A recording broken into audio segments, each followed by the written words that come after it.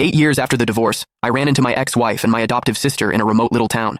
In the years since I'd seen them, one had become a superstar, the other the head of the powerful Prescott family, and I was running a tiny, hole-in-the-wall diner. The moment our eyes met, they both froze. Serafina, my ex-wife, quickly hid a medical report behind her back. Isabel, my sister, slipped a limited-edition watch she'd bought for her brother into her pocket. I calmly finished packing the takeout order and handed it to them with practiced courtesy. "Here you are, ladies." The formal, distant address seemed to rattle them. As they were leaving, Serafina suddenly turned back. "Didn't you say you'd only ever cook for me?" I offered a polite, empty smile. The foolish promises of youth, they don't mean much now, just like the people and memories I once thought I could never get over. With time, they had all faded to nothing. Through the open glass door, the noise of the street drifted in, but it couldn't dispel the frozen silence that had settled over the diner.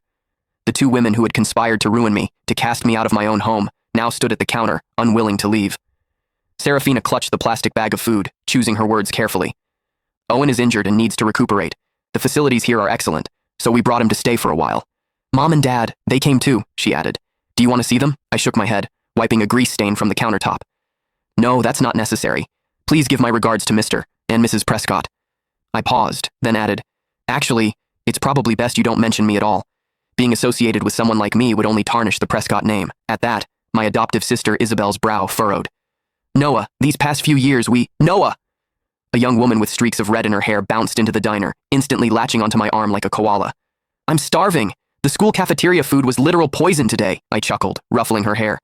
"You say that every day, Gigi. There's a plate of your favorite shrimp scampi in the kitchen. I just made it. Go get it yourself." Gigi just hugged my arm tighter, whining, "No, you have to eat with me." Noticing that my other two visitors still hadn't left, my smile faded. "Is there anything else I can get for you ladies?" The message was clear, but it took them a long moment to shake their heads. Serafina seemed to drift off for a second when she heard shrimp scampi. Isabel stared at Gigi clinging to my arm, her lips parting as if to speak, but no words came out. I led Gigi into the back, the curtain falling behind us and cutting off their view. When I came out again, they were gone. "Hey," Gigi said around a mouthful of shrimp. "Did you know them? They weren't here to cause trouble, were they? I've seen them on TV. One's a huge celebrity, the other runs the Prescott Corporation. They're kind of a big deal."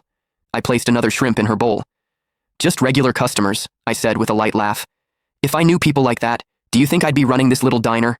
I'd have moved us all into a mansion by now." Gigi giggled, then leaned in conspiratorially. "I heard that Superstar's husband is the one who's sick. The whole family came all the way out here just to take care of him. Must be nice, having that many people who care about you."